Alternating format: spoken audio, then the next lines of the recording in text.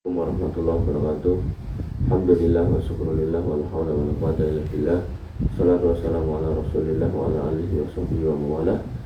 Man fitina azanillahu wa iyyakum. Alhamdulillah, puji syukur kehadirat Allah Subhanahu wa taala yang masih berikan nikmat kepada kita sehingga kita bisa bertemu lagi melanjutkan perjuangan kita, yaitu untuk belajar agama, dengan khusus masalah haji. Tapi setelah dilihat ternyata kitabnya berisi akidah, sholat, zakat, puasa, haji, dan zikir. Ini kitab karya dari Syekh bin Baz. Beliau adalah mufti Saudi Arabia pada zamannya. Dia sudah meninggal, seorang yang buta, yang dimuliakan karena ilmu, ya. Jadi buat kalian yang masih menempuh pendidikan, maka ketika ingin mulia, Allah sudah tegaskan, yarfa'illahu alladhina amanu walladhina utul ilma darajat. Orang-orang yang beriman akan dinaikkan derajatnya oleh Allah Subhanahu wa taala, imma fid dunya wal akhirah, karena ilmu, ya, dan juga karena imannya. Iman berilmu itu insyaallah akan dinaikkan, ya. Dan Imam Syafi'i mengatakan sebaik-baik ilmu adalah ilmu agama, lalu kemudian kedokteran kalau memungkinkan. Tapi kalau enggak, ya kamu gayuh agamanya baru kemudian ilmu yang lain juga nggak apa-apa. Jadi jangan sampai agama blong kemudian ilmu yang lain blong, gitu kan. Nah, maka ini yang harus kita perbaiki, yaitu pentingnya menjadi orang yang berilmu, mobil khusus ilmu agama, karena setiap kita akan berhadapan dengan pertanyaan tentang diri kita, ya. Alla yaziru waziratu wizra ukhra. Kita tidak akan menanggung dosa orang lain, tapi kita akan menanggung dosa kita sendiri. Yang pentingnya selalu menambah ilmu, mobil khusus ilmu agama, baru kemudian ilmu-ilmu yang lain. Risalah pilihan seputar akidah, sholat, puasa, zakat, haji, dan zikir oleh Syekh Abdul Aziz bin Abdullah bin Baz. Dan saya kalau membaca kitab para ulama itu senang, karena di situ ada kehati-hatian dalam mempelajari suatu agama, apalagi ulama-ulama yang muktabar, yang terkenal, gitu kan, yang dikenal oleh orang banyak, dikenal oleh kaum muslimin secara luas, gitu, dan disepakati kealimannya. Maka insya Allah itu sebuah kehati-hatian daripada, ya, kita mendengarkan ceramah yang nggak jelas. Maksudnya nggak jelas itu dia diambil sumbernya dari mana, kitab mana, nggak jelas, gitu. Maka lebih baik kita membaca atau mempelajari kitab-kitab yang jelas-jelas disusun oleh para ulama. Mari kita azan ya Allah wa iyyakum. Risalah pilihan karya Syekh bin Baz tentang menguburkan jenazah di dalam masjid adalah sarana kesyirikan. Sarana kesyirikan bukan berarti syirik, ya, tapi menuju ke sana. Berarti orang itu makin dekat ke sana. Dengan menyebut nama Allah Subhanahu wa taala, segala puji hanya miliknya. Salat dan salam semoga tercurah kepada Nabi Muhammad sallallahu alaihi wasallam dan setiap orang yang mengikutinya. Amma ba'du. Kami telah membaca koran Khurtum terbitan 17 tanggal 17 bulan 4 1412 Hijriah. Kami mendapatkan koran tersebut telah memberitakan tentang pemakaman Sayyid Muhammad Al-Hasan Al-Idris di samping makam ayahnya di dalam masjid mereka di kota Ummu Durman dan lain-lain. Sesuai dengan perintah Allah Subhanahu wa taala untuk saling menasihati sama kaum muslimin, pengingkaran atas kemungkaran, maka dari itu saya mengingatkan bahwa pemakaman jenazah di dalam masjid adalah dilarang, karena hal itu adalah sarana kesyirikan dan kebiasaan orang-orang Yahudi dan Nasrani yang dilaknat Allah Subhanahu wa taala dan Rasulnya, sebagaimana dalam Sahihain, yaitu Sahih Bukhari dan Muslim, dari Aisyah radhiyallahu anha, dari Nabi sallallahu alaihi wasallam, beliau bersabda, la'anallahu al-yahud wan nasara ittakhadhu qubur anbiya'ihim masajid. Allah melaknat orang-orang Yahudi dan Nasrani sebabkan mereka menjadikan kubur-kubur masjid mereka sebagai masjid. Masjid di sini maknanya bukan masjid kayak kita, ya, tapi lebih kepada tempat peribadatan. Nah, ini nyata sekali bahwasanya gereja-gereja di Eropa, di Amerika, dan di sebagian besar dunia itu banyak menempatkan atau meletakkan makam-makam rahib-rahib pendeta mereka di dalamnya. Dan Nabi SAW mengatakan bahwasanya man tasabbaha biqaumin fahuwa minhum. Siapa yang menyerupai satu kaum maka dia seperti kaum itu. Ini menunjukkan bahwasanya Nabi tidak menyepakati atau tidak menyetujui persamaan kita dengan agama lain. Jadi agama Islam tidak boleh sama dengan agama lain. Mobil khusus dalam tema ini, ketika agama lain memakamkan orang-orang alimnya, orang-orang yang dianggap alim di antara mereka, yaitu para pendetanya, ke dalam gereja-gereja mereka, maka orang Islam nggak boleh sama dengan itu. Dan jelas memang hal itu mengantarkan atau menjadi sarana wasilah untuk kemudian sampai di masalah kesyirikan gitu. Jadi kita harus mencegah dulu gitu. Jadi ibarat badan itu sebelum kamu sakit jaga kesehatan. Kalau kita nggak jaga kesehatan maka kemungkinan besar sakit. Sehingga sebaiknya menjaga kesehatan agar nggak sakit. Maka dalam Islam dosa paling besar adalah kesyirikan. Maka yang terbaik dalam masalah ini adalah menjaga diri jangan sampai masuk di wilayah kesyirikan. Wabil khusus kalau emang makam di dalam masjid ini berpotensi untuk disembah, untuk dimintai gitu kan, maka yang sebaiknya jangan meletakkan makam di dalam masjid. Dalam kitab Sahih Muslim dari Jundub bin Abdullah dari Nabi SAW beliau bersabda, ala wa inna man kana qablakum kanu yattakhiduna qubur anbiya'ihim wa salihihim masajida. Ketahuilah orang-orang sebelum kalian membangun masjid di atas kuburan nabi-nabi dan orang saleh di antara mereka. Ala wala tattakhidhu al-qubur masajida. Maka janganlah kalian membangun masjid di atas kubur, karena sungguhnya saya melarangnya. Hadis yang semakna dengan ini sangat banyak. Ya. Kewajiban setiap muslim di mana saja, pemerintah maupun rakyat, hendaknya bertakwa kepada Allah Subhanahu wa taala dan dalam berhati-hati terhadap apa yang dilarang, dan hendaknya menguburkan jenazah di luar masjid. Sebagaimana Rasulullah SAW dan para sahabatnya mengubur jenazah di luar masjid, demikian pula para pengikut mereka dalam hal kebaikan. Adapun nanti ada orang berargumen, Nabi kuburannya dalam masjid. Ini. Adapun kuburan Nabi SAW dan kedua sahabatnya yaitu Abu Bakar dan Umar radhiyallahu anhuma yang ada di dalam masjidnya, ini bukan hujah yang membolehkan mengubur di dalam masjid, karena Rasulullah SAW dikubur di rumahnya, di rumah Aisyah radhiyallahu anha ketika Al-Walid bin Abdul Malik melakukan perluasan masjid di penghujung tahun 100 Hijriah. Dia memasukkan kamar tersebut ke dalamnya dan para ahli ilmi telah mengingkarinya, namun dia tetap berpendirian bahwa ini tidak menghalanginya untuk melakukan perluasan. Maka permasalahannya sudah jelas dan tidak ada lagi apa yang perlu dilakukan. Dengan demikian sangat jelas bagi kaum muslimin bahwa Rasulullah SAW dan kedua sahabatnya tidaklah dikubur di dalam masjid. Jadi waktu Nabi itu dimakamkan di dalam rumah Aisyah radhiyallahu anha itu bukan di dalam masjid. Dan kuburan mereka di dalam masjid disebabkan adanya perluasan dan bukan sebagai hujah diperbolehkannya mengubur jenazah dalam masjid. Nah, jadi Syekh bin Baz dalam konteks risalah ini berpendapat bahwasanya kubur Nabi di dalam masjid, tapi itu bukan masjidnya ada lalu dimakamkan dalam masjid, bukan. Tapi masjidnya ada, kuburan mereka di luar masjid. Nah, baru kemudian ada perluasan masuk wilayah masjid menurut tulisan Syekh bin Baz ini. Padahal ulama yang sekarang mengatakan itu bukan bagian dari masjid. Jadi secara struktur konstruksi itu tidak seperti masjid atau tidak di dalam masjid.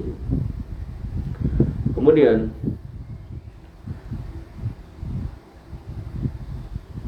karena mereka bukan dikubur dalam masjid, namun mereka dikubur di dalam rumah Nabi SAW. Sementara yang dilakukan Al-Walid tidak dapat dijadikan sebagai alasan oleh siapapun, karena hujah hanya dari kitab dan sunnah serta ijma' salaful ummah. Semoga kita termasuk orang yang mengikuti jalan kebaikan. Kami telah memberikan nasihat ini agar terlepas dari tanggung jawab nanti di akhirat. Ditulis di tanggal 14 bulan 5 14-15 Hijriah. Semoga Allah senantiasa selalu memberikan taufiknya pada kita. Salawat dan salam semoga tercurah kepada Nabi besar Muhammad SAW, sahabatnya dan para pengikutnya sampai hari kiamat. Kemudian sholat dan keutamaannya. Segala puji bagi Allah Subhanahu wa taala, Rabb semesta alam. Tiada permusuhan selain pada orang-orang zalim. Salawat dan salam semoga tercurah kepada Nabi besar Muhammad SAW, keluarganya dan para sahabatnya semuanya. Amma ba'du. Hendaknya setiap orang memperhatikan masalah sholat, karena sholat adalah sesuatu yang agung dan kedudukannya yang tinggi. Hendaknya mengikhlaskan ibadah untuk Allah Subhanahu wa taala saja dan tidak menyekutukannya. Hendaknya berlepas diri dari selain Allah Subhanahu wa taala. Hendaknya seorang muslim meyakini bahwa hanya Allah lah Rabb yang berhak disembah, dan sesembahan selain Allah adalah batil, sebagaimana firman-Nya, dzalika bi anna Allah huwal haqq wa anna ma yad'una min dunihi wal batil.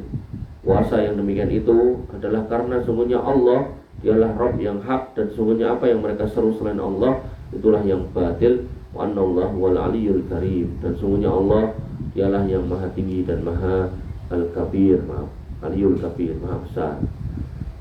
Kemudian Allah Subhanahu wa taala tegaskan juga dalam firman-Nya Quran surat Luqman ayat 30, dzalika bi anna Allaha huwal haqq wa anna ma yad'una min dunihi al-batil wa anna Allaha huwal aliyyul kabir. Demikianlah karena sesungguhnya Allah dialah yang hak, dan sesungguhnya apa saja yang mereka seru selain dari Allah adalah yang batil, dan sesungguhnya Allah dialah yang maha tinggi lagi maha besar. Kemudian dalam ayat yang lain, wa qad rabbuka alla ta'budu illa iyyahu wa bil walidaini ihsana, dan Tuhanmu telah memerintahkan supaya kamu jangan menyembah selain Dia, dan adalah kamu berbuat baik kepada ibu bapakmu dengan sebaik-baiknya. Kemudian Allah juga tegaskan pada Quran surat Al-Fatihah ayat 5, iyyaka na'budu wa iyyaka nasta'in, dan engkaulah kami menyembah, dan hanya kepada engkaulah kami meminta pertolongan. Kemudian pada Quran surat Al-Bayyinah ayat 5, Allah tegaskan, wa ma umiru illa liya'budullaha mukhlishina lahuddin, padahal mereka tidak menyeru kecuali supaya menyembah Allah dengan memurnikan ketaatan kepadanya dalam menjalankan agama yang lurus. Maka ini adalah dasar yang agung bagi pondasi agama Islam. Iman kepada Allah adalah awal mula yang menjadikan seorang masuk Islam. Setelah itu bersaksi bahwa Muhammad adalah Rasulullah. Kedua syahadat ini merupakan dasar agama. Tanpa keduanya maka agama seorang tidak sah, karena keduanya saling berkaitan. Maka setelah diutusnya Muhammad SAW, keduanya harus diimani. Tidaklah sah keislaman seorang tanpa tauhid, dan tidak juga sah Islam seorang kecuali dengan mengimani Muhammad SAW sebagai Rasul Allah Subhanahu wa taala. Maka seandainya seorang puasa di siang hari, sholat di malam hari, beribadah dengan berbagai macam ketaatan kepada Allah, namun tidak beriman kepada Nabi Muhammad SAW setelah Allah mengutusnya, maka orang tersebut dihukumi sebagai orang yang kafir menurut ahlul ilmi, ulama. Orang itu paling kafir di antara orang-orang kafir. Maka seandainya dia mengimani bahwa Muhammad adalah Rasulullah dan membenarkannya serta beramal sesuai petunjuknya, namun dia menyekutukan Allah beserta yang lain seperti nabi, patung, pohon, jin, binatang, maka orang-orang tersebut juga orang yang kafir dan sesat. Seandainya berkata bahwa Muhammad adalah Rasulullah, maka dia harus mengimani semuanya dan harus mengesahkan Allah Subhanahu wa taala serta mengikhlaskan semua amal hanya untuk Allah Subhanahu wa taala. Maka wajib mengimani bahwasanya Muhammad SAW diutus untuk manusia dan jin. Para rasul terdahulu diutus hanya untuk kaumnya saja, akan tetapi Nabi Muhammad SAW diutus untuk semua manusia dan bangsa jin, baik yang Arab maupun yang asing, baik yang jin yang yang ada di seluruh dunia ini, laki-laki maupun wanitanya. Jin laki-laki ada, wanitanya. Orang kaya maupun orang miskin, ya penguasa ataupun rakyatnya, semuanya masuk dalam tugas kerasulan. Maka siapa yang mengikutinya serta patuh dan mengimaninya, maka ia akan masuk surga. Sementara siapa yang sombong terhadapnya, maka akan masuk neraka. Allah Subhanahu wa taala berfirman, "Wa may yakfur bihi minal ahzabi wan naru mau'iduh fala taku fi miryati min." Barang siapa di antara mereka orang-orang Quraisy dan sekutu-sekutunya yang kafir sementara kepada Al-Quran, maka nerakalah tempat yang diancamkan baginya. Karena itu janganlah kamu ragu-ragu terhadap Al-Quran itu. Nabi SAW bersabda, "Walladzi nafsi biyadihi la yasma'u bi ahadun min hadhil ummah yahudiyyun aw nasraniyyun tsumma yamutu wa lam yu'minu billadzi ursiltu bihi illa kana min ahlin nar." Demi jiwaku yang berada di tangannya, tidak seorang pun dari umat ini yang mendengar tentang risalahku, baik itu Yahudinya maupun Nasraninya, kemudian meninggal sementara ia belum beriman terhadap apa yang aku bawa, kecuali ia menjadi penghuni neraka. Nabi SAW juga bersabda, "Kana nabiyyu yab'atsu ila qaumihi khassah wa yub'atsu ila an-nasi 'amah." Bahwasanya para nabi diutus untuk kaumnya masing-masing, dan aku dan aku diutus untuk semua manusia. Tidak bahwa SAW itu risalahnya untuk semua manusia, tapi nabi-nabi yang lain itu untuk umatnya. Misalnya Nabi Musa untuk orang Yahudi, bahkan Nabi Isa atau yang diklaim oleh sebagian orang Nasrani sebagai Yesus Kristus itu juga untuk orang Yahudi, bukan untuk orang seluruh dunia. Allah Subhanahu wa taala berfirman, "Qul ya ayyuhan nas, inni rasulullah ilaikum jami'a." Katakanlah wahai manusia, sesungguhnya aku adalah utusan Allah kepadamu semuanya. Wa ma arsalnaka illa kafah linnas basyiran wa nadhira, dan kami tidak mengutus kamu melainkan kepada umat manusia seluruhnya sebagai pembawa berita dan kabar gembira serta memberi peringatan. Wa ma arsalnaka illa rahmatan lil alamin, dan tidaklah kami mengutus kamu melainkan menjadi rahmat untuk seluruh alam. Maka setelah kedua syahadat ini, Allah Subhanahu wa taala memerintahkan untuk menunaikan sholat yang keduanya berada pada urutan kedua setelah kalimat syahadat. Dia rukun sholat yang paling besar setelah kedua kalimat syahadat. Maka siapa yang menjaganya berarti dia telah menjaga agamanya, dan barang siapa yang menyanyiakannya maka rukun yang lain akan mudah dia sia-siakan. Diriwayatkan dalam Musnad Imam Ahmad dengan sanad jayyid dari Abdullah bin Amr bin As radhiyallahu anhu, dan Nabi SAW suatu hari beliau menyebut masalah sholat di antara para sahabatnya dengan mengatakan, siapa yang menjaga sholat maka baginya cahaya, hujah dan keselamatan dari api neraka, dan siapa yang tidak menjaganya maka ia tidak punya cahaya, tidak punya hujah, dan tidak akan selamat dari api neraka. Wa yaumal qiyamati yub'atsu ma'a Fir'aun wa Haman wa Qarun wa Ubay bin Khalaf, akan dibangkitkan dengan Fir'aun, Haman, Qarun dan Ubay bin Khalaf. Maka dalam masalah ini sebagian ulama berkata, sungguhnya orang yang menyanyiakan sholat akan dikumpulkan dengan pembesar-besar kekafiran seperti Fir'aun, Haman, Qarun dan Ubay bin Khalaf, dan sebabkan kesamaan mereka dalam kekafirannya. Manusia akan dikumpulkan di akhirat nanti dengan orang yang sama dengan dirinya, bagaimana firman-Nya, "Uhsuru lilladzina zalamu wa azwajahum wa ma kanu ya'budun." Pada malaikat diperintahkan, kumpulkanlah orang-orang yang zalim beserta teman-temannya, ya, dan sembahan-sembahan yang selalu mereka sembah, yaitu sama dengan keyakinan dan pandangannya. Barang siapa karena kekuasaan ia meninggalkan sholat, maka ia akan dikumpulkan bersama Fir'aun. Kalau ada orang yang merasa sibuk urus kekuasaannya sampai nggak sholat, dia akan dikumpulkan dengan Fir'aun, di mana ia telah meninggalkan sholat karena rakus terhadap kekuasaan serta sombong juga karena kekuasaannya ia memusuhi Musa. Akhirnya ia menjadi orang yang menderita kerugian dan akan menjadi penghuni neraka. Allah Subhanahu wa taala berfirman, "Udkhulu ala fir'auna asyaddal adab." Dikatakan kepada para malaikat, masuklah Fir'aun dan kaumnya ke dalam adab yang sangat keras. Kita berlindung kepada Allah Subhanahu wa taala dari hal-hal tersebut. Dan barang siapa yang karena jabatan ia meninggalkan sholat, maka ia akan diserupakan dengan Haman, menterinya Fir'aun, panglimanya Fir'aun, dan akan dikumpulkan dengannya. Ngomong, aku sibuk ngurus ini jabatan, ngurus pasukan, nanti akan dikumpulkan dengan Haman. Dan siapa yang meninggalkan sholat karena harta, syahwat dan kenikmatannya, maka ia akan diserupakan dengan Qarun. Allah telah melimpahkan kekayaan padanya, namun ia sombong dan melampaui batas hingga Allah menenggelamkannya beserta istananya ke dalam tanah. Qarun. Kemudian orang-orang yang meninggalkan sholat karena sebab ini akan dikumpulkan dengannya di neraka pada hari kiamat. Jadi kalau ada orang yang alasan sibuk urus bisnis tapi nggak sholat, ya kumpul sama Qarun nanti. Adapun orang yang meninggalkan sholat disebabkan karena jual beli bisnis, bekerja untuk mencari duniawi, maka ia akan dikumpulkan dengan Ubay bin Khalaf, seorang saudagar Mekah, akan dikumpulkan dengannya di neraka. Buat mereka yang sibuk dagang tapi nggak sholat, kita memohon kepada Allah Subhanahu wa taala keselamatan dari kekafiran serta beramal seperti amal mereka. Maksud bahwa sholat ini urusan yang agung telah diriwayatkan dari Nabi SAW, yaitu bahwasanya pokok segala urusan adalah al-Islam. Ra'su kulli amrin al-Islam. Kemudian tentang sholat Nabi mengatakan, tiangnya sholat, wa amuduhu as-sholah, gitu, wa dirwatu sanamihi al-jihad, dan puncak dari Islam adalah jihad. Artinya Islam ini yang bisa melindungi atau menjaganya adalah melalui jihad. Tapi warganya di dalamnya ya juga harus kemudian sholat.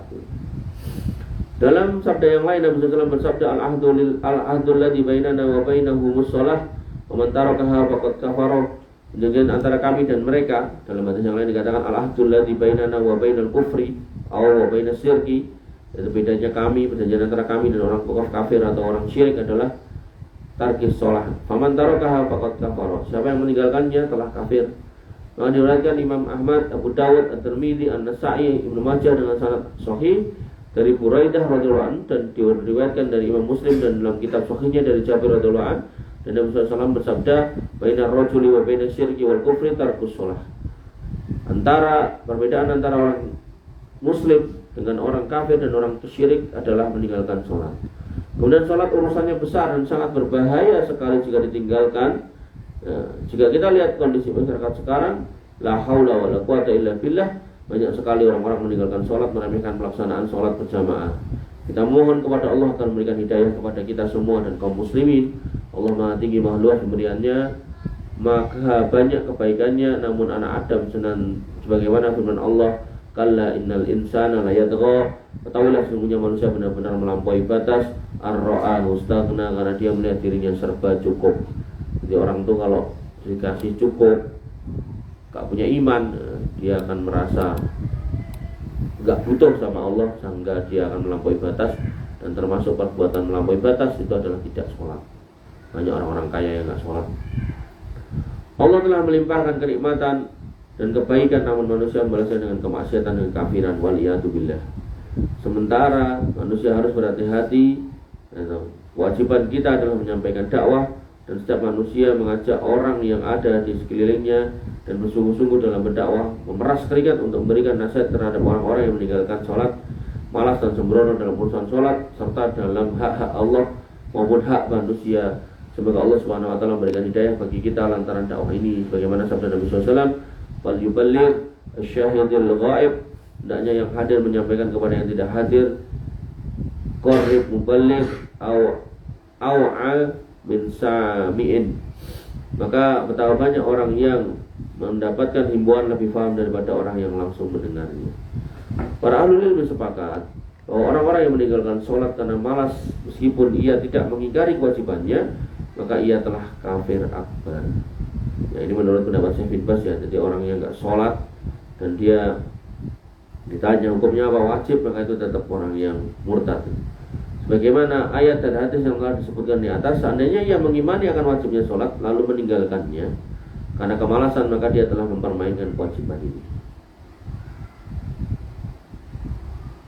dan telah bermaksiat terhadap Rabbnya dengan kemaksiatan yang sangat besar, yaitu sholat. Maka dengan tindakan ini ia telah kafir. Menurut pendapat yang paling benar dari perkataan para ulama, karena berdasarkan pada keumuman dalil yang telah disebutkan sebelumnya, salah satunya adalah al-ahdul ladzi bainana wa bainahumus shalah faman tarakaha faqad kafara. Perjanjian antara kami dan mereka adalah meninggalkan sholat. Siapa yang meninggalkan maka dia telah kafir. Beliau tidak mengatakan siapa yang mengingkari kewajiban sholat, namun beliau mengatakan yang meninggalkan. Ungkapan seperti ini mencakup orang yang mengingkarinya dan orang yang tidak mengingkarinya. Demikian pula dengan sabda yang lain, bainal rajuli wa bainal syirki wal kufri tarkus shalah. Antara seorang dengan kesyirikan dan kekafiran adalah meninggalkan sholat. Beliau tidak menambahkan apabila dia mengingkari hukum wajib sholat. Rasulullah SAW adalah orang yang paling fasih dan mengerti di antara manusia. Bisa saja beliau mengatakan apabila meninggalkannya karena sebab mengingkari akan wajibnya, tidak ada halangan apapun bagi beliau untuk mengungkapkan kalimat ini guna menjelaskan status hukum seandainya hukum meninggalkan sholat sebagaimana yang mereka katakan. Ketika Rasulullah SAW mengatakan kafir terhadap orang yang meninggalkan sholat, beliau bersabda, al-ahdul ladzi bainana wa bainahumus shalah faman tarakaha faqad kafara. Nah, di sini menjelaskan hanya dengan meninggalkan dan sengaja meninggalkan terhadap kewajiban yang agung ini, maka hukumnya menjadi kafir akbar. Nas'alullah al-afiyah, serta hukumnya murtad waliyatubillah. Jadi orang yang meninggalkan sholat tapi masih mengimani kewajiban sholat, itu dosanya dosa kekufuran ya, kufrun duna kufrin ya, tidak sampai kafir. Tapi kalau kemudian sampai dia mengatakan bahwasanya sholat itu nggak wajib, maka itu murtad. Dan wanita muslimah tidak boleh tinggal bersamanya sampai ia kembali dan bertobat kepada Allah. Ini perhatikan mbak. Jadi kalau nyari suami, carilah suami yang sholat.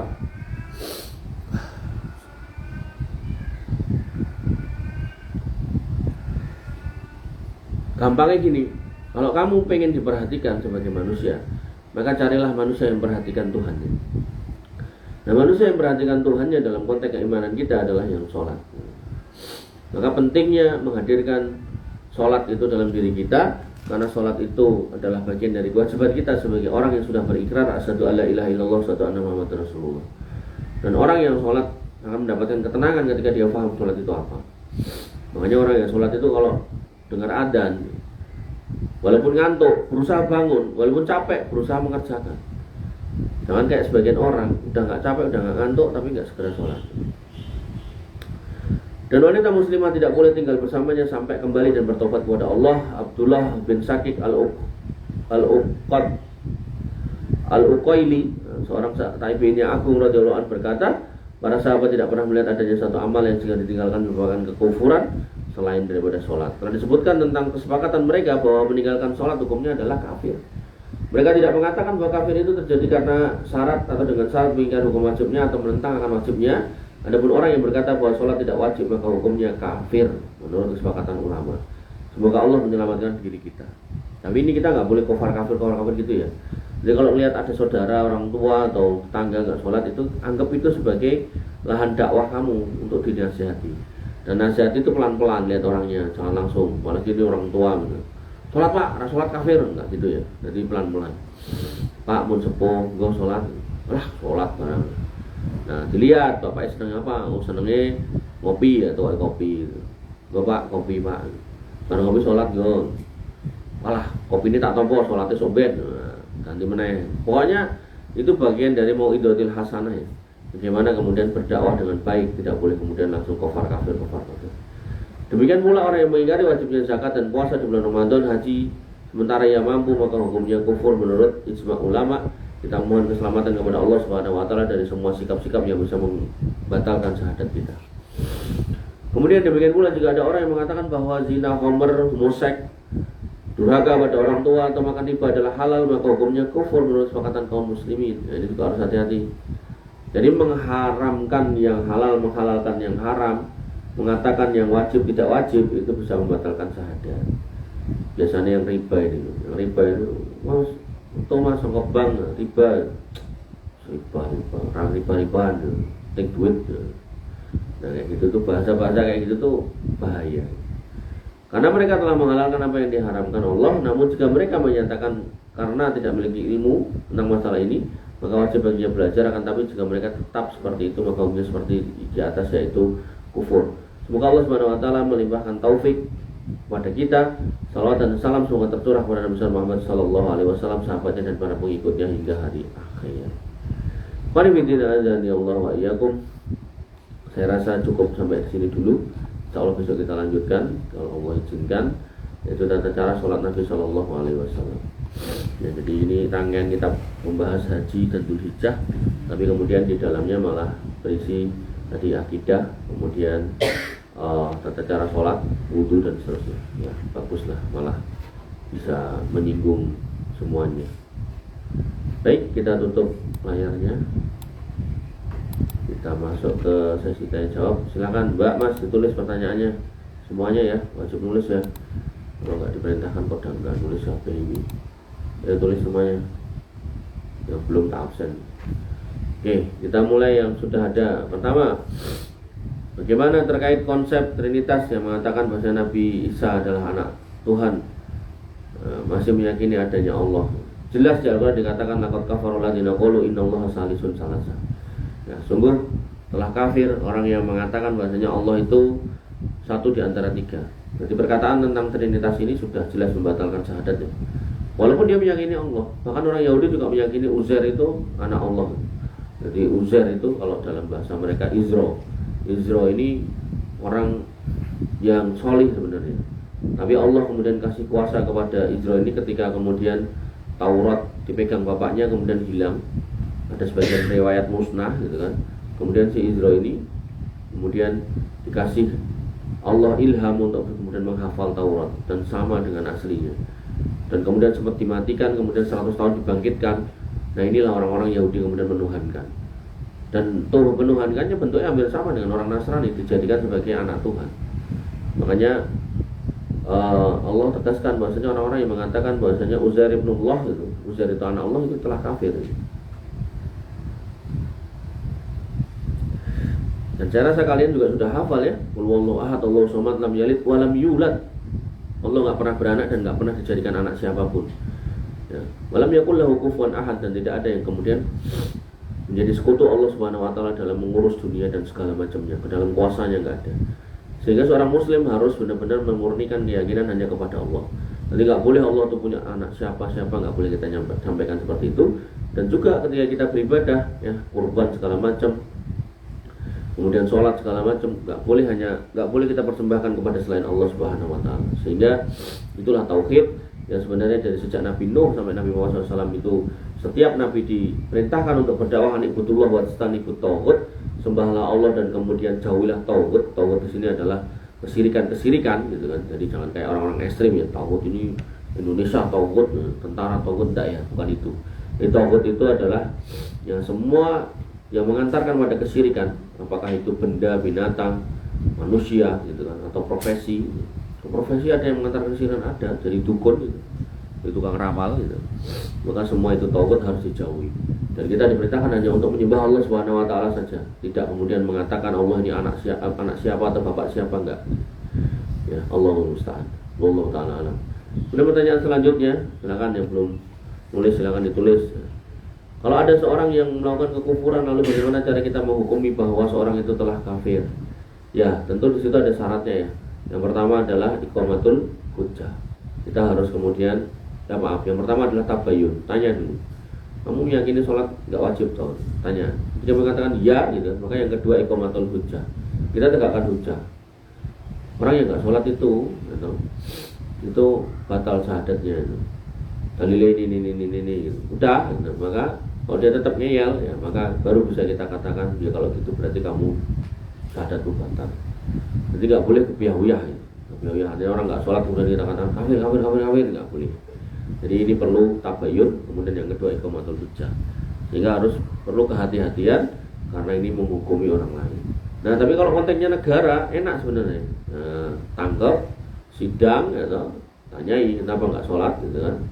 Kemudian disampaikan sama hakim, sholat hukumnya wajib gini. Dia kemudian menjawab, tetap saya nggak mau sholat dan tetap saya nggak mau tobat, ya udah hukum mati. Ya, jadi sebenarnya dalam konteks seperti ini yang lebih baik adalah negara sebenarnya. Tapi karena negara kita ini menyepakati hukumnya bukan hukum seperti itu, maka tentu bab ini nggak dimasukkan dalam poin-poin negara. Jangankan yang seperti ini ya, zakat aja sebenarnya itu hak negara untuk memungut gitu. Dalam konteks negara kita lebih senang memilih untuk memungut pajak daripada zakat. Dan sebenarnya zakat itu bisa digunakan untuk pengelolaan negara. Ya alasannya pasti kalau zakat kan nanti jumlahnya terbatas, gak akan mencukupi anggaran negara. Tapi kalau pajak diharapkan bisa. Makanya akan terbolak-balik gitu. Ya terbolak-balik sehingga yang terjadi adalah tidak berkah.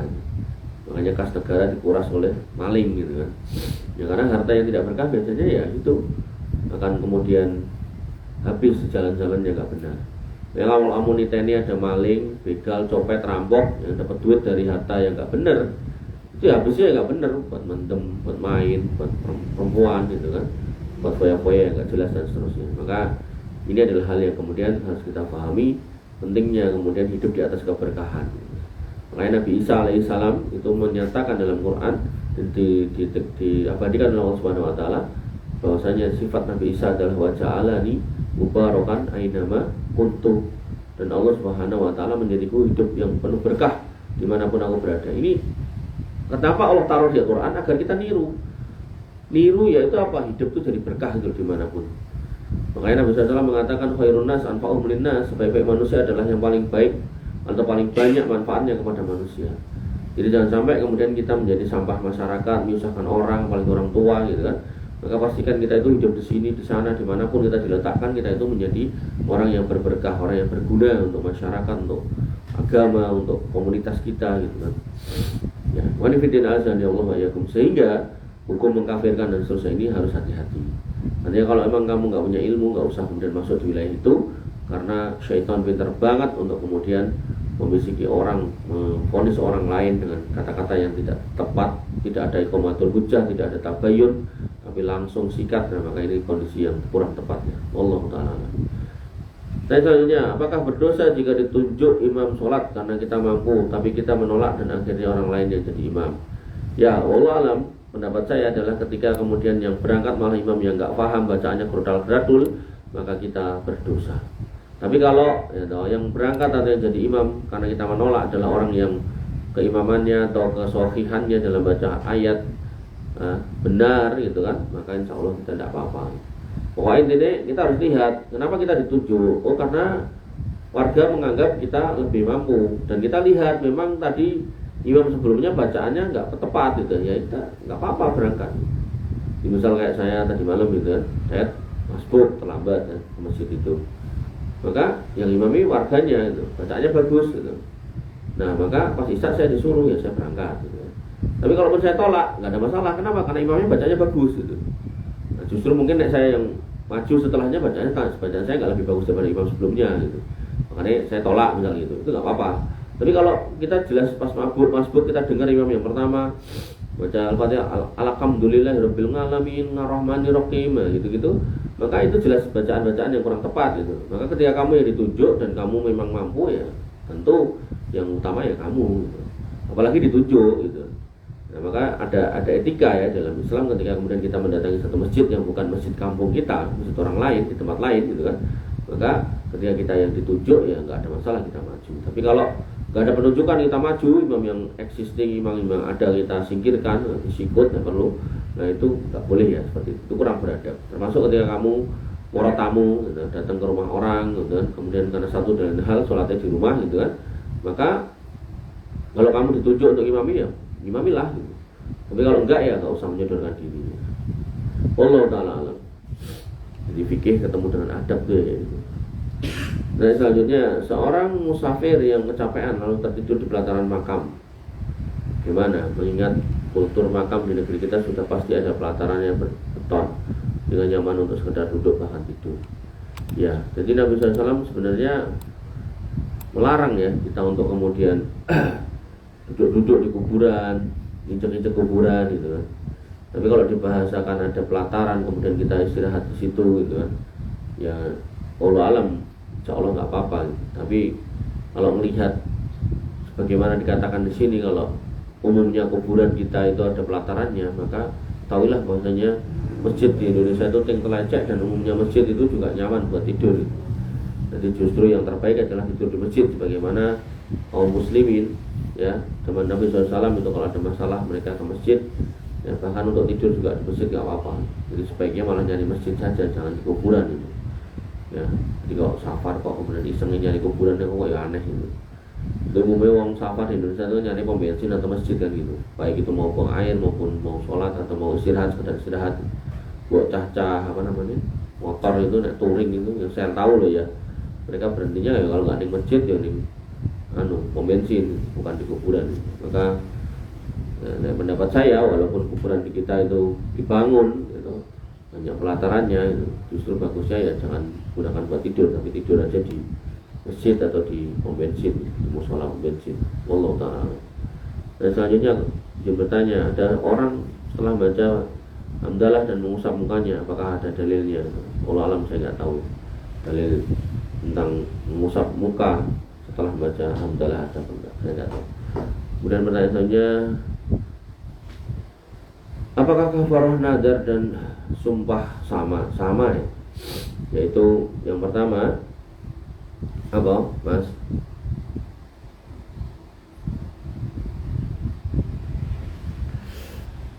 Kafarah sumpah yang pertama apa? Nah itu terakhir. Urutin dulu. Yang pertama apa?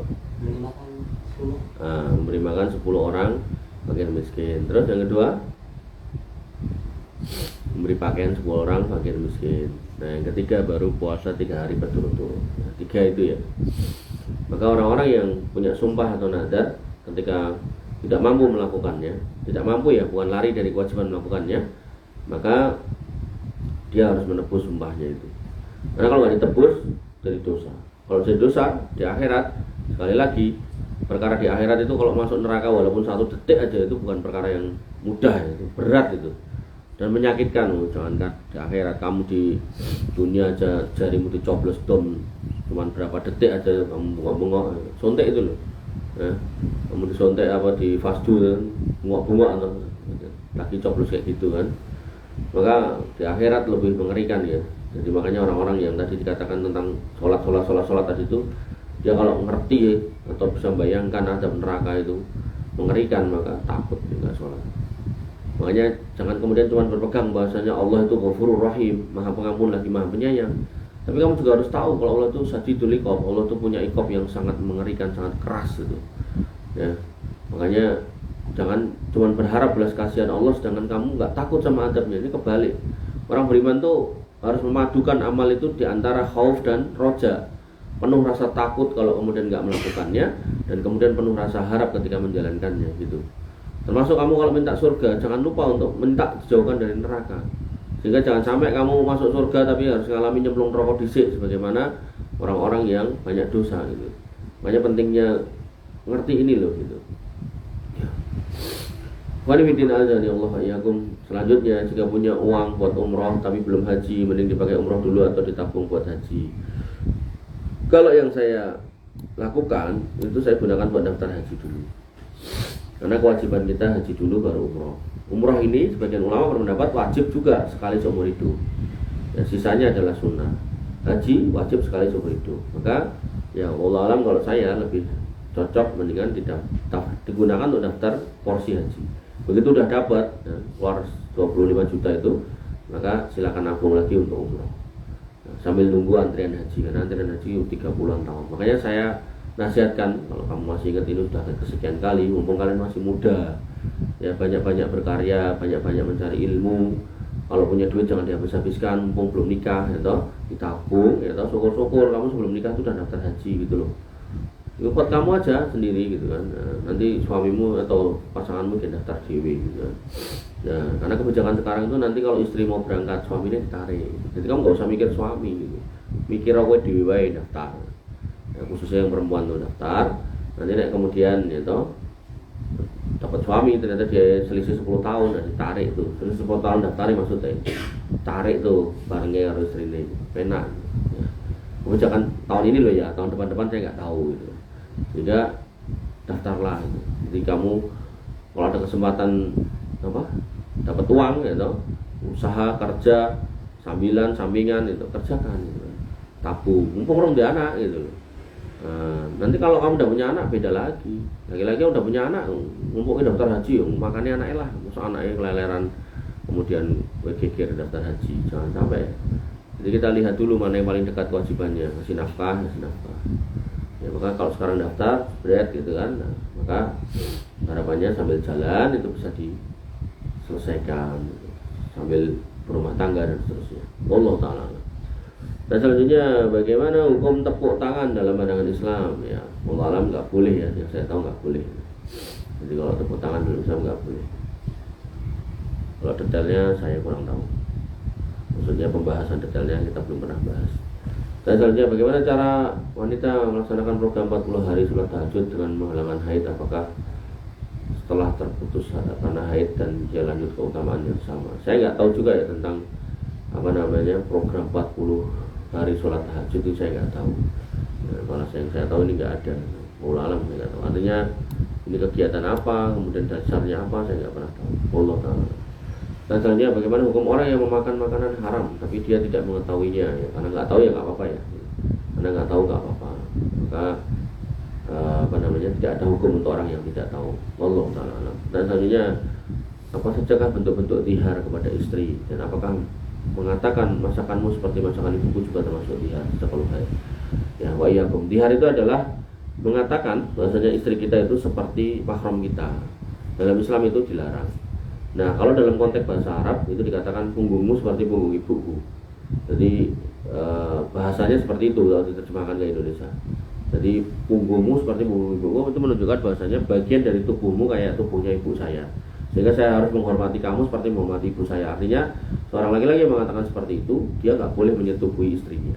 Nah, maka pertanyaannya masakanmu seperti masakan ibuku, maka itu masakan bukan bagian dari tubuh. Nah, ulama maka saya termasuk yang berpendapat tidak termasuk tihar dalam konteks ini gitu. Ya karena bahasanya adalah punggungmu seperti punggung ibuku, nah, itu bagian dari tubuh gitu. Senyummu manis kayak senyumnya ibuku. Senyum itu bukan bagian dari tubuh, itu bagian dari ekspresi gitu. Nah, termasuk suaramu atau merdu seperti suara ibu. Merdu di sini bukan cuma nyanyi ya, baca Quran juga bisa. Alam itu saya yakin itu tidak termasuk di dalamnya. Jadi ringan gitu. Cuman memang kalau bisa kita tidak membandingkan dengan ibu kita, itu lebih baik dan lebih hati-hati gitu. Nah, sehingga semua akhirnya dalam beberapa kitab fikih itu semua akhirnya dikembalikan kepada niat gitu. Seperti contoh dalam bab tolak, ada tolak yang sharih, yang jelas, ada tolak yang sifatnya kinanah, sindiran. Ketika seorang laki-laki mengatakan, ono mulya ning gone pakmu, pulanglah kamu ke rumah bapakmu. Maka ini masuk dalam bab kinana. Seorang wanita harus bertanya, maksudnya apa mas? Oh kamu nggak paham, maksudnya kamu tak usir dari sini, kamu tak cerai. Nah itu clear, cerai gitu. Nah, itu kinana. Tapi kalau dia jelas mengatakan detik ini kamu bukan lagi istriku, nah, maka itu cerai. Jelas, itu nggak perlu ditafsirkan. Maka itu berarti kata-kata talak gitu. Nah maka dalam konteks di hari ini, dalam bahasa Arabnya adalah tadi punggungmu seperti punggung ibuku gitu kan. Tapi ketika bahasanya adalah masakan dan seterusnya, maka saya secara pribadi tidak menyamakan dengan punggungmu seperti punggung ibuku, tapi saya menganggap itu berbeda. Tapi kalau misal siapapun yang mendengar kajian ini kemudian nggak mantap dengan omongan saya, maka bagaimana cara membuat mantapnya? Ya ditanyakan sama yang ngomong, maksudmu apa mas? Ini diharkah? Ya. Kalau ini dihar ya sudah, berarti si suami ini harus kemudian menebus ucapannya untuk bisa menggauli istrinya lagi. Atau kalau belum ditebus ya dia nggak boleh menggauli istrinya yang sudah didihar. Makanya pentingnya menjaga mulut ya, khususnya laki-laki, karena di hari ini ada di pihak laki-laki ya. Tapi kalau perempuan, wallahu alam nggak tahu kadang wanita kan juga suka mengingat bapaknya gitu kan, maka dia mungkin kadang juga mengatakan hal-hal yang semisal ini gitu kan. Mas, tak lihat kamu kok perawaannya kayak bapak saya misal gitu.